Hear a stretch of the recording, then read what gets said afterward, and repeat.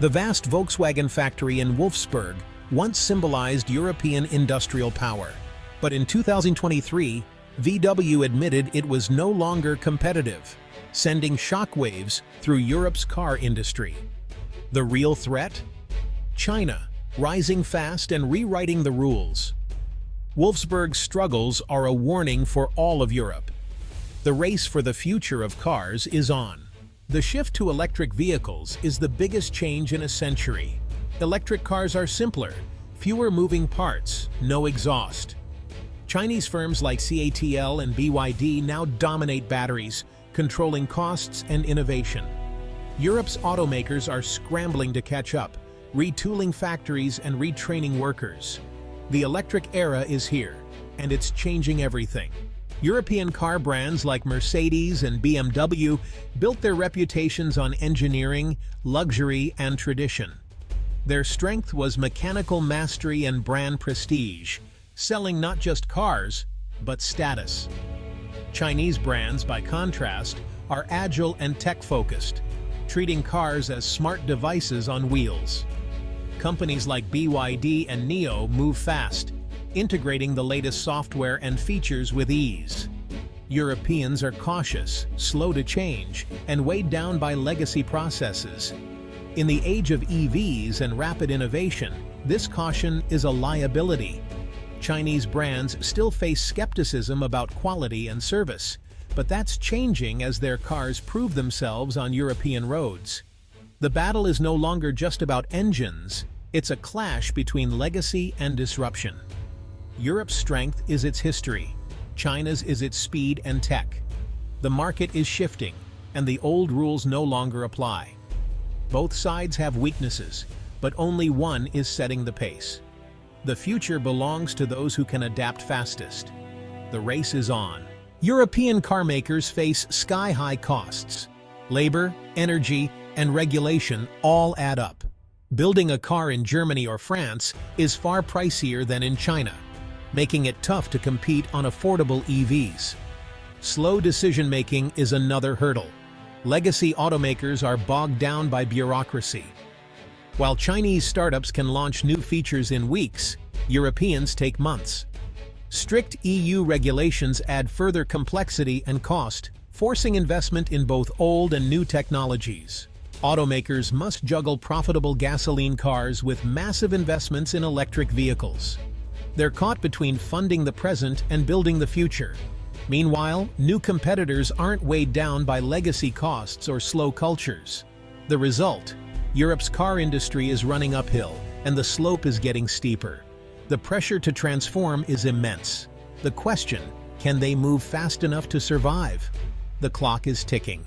China's biggest advantage is price, thanks to control over batteries, lower labor costs, and massive scale.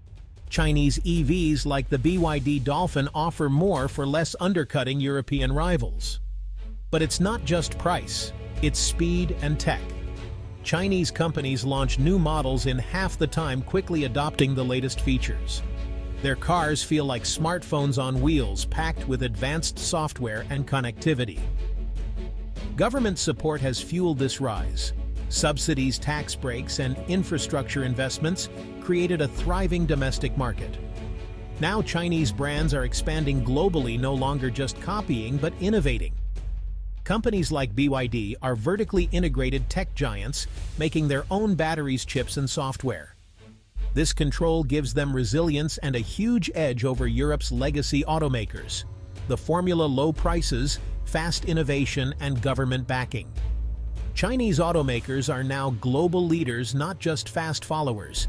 Europe is struggling to keep up. The power shift is real and accelerating. In 2023, China became the world's largest car exporter, overtaking Japan, a seismic shift.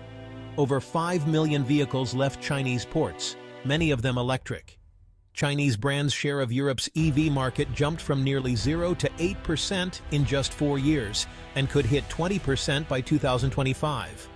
Brands like MG and BYD are now common sights on European roads, offering affordable, practical EVs.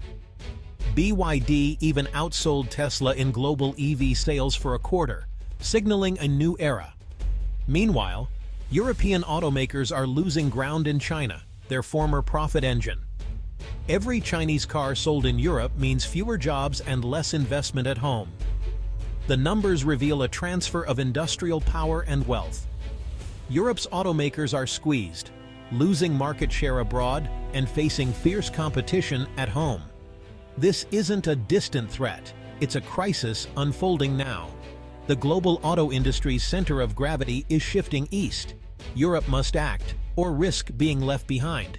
The stakes couldn't be higher. Europe is fighting back.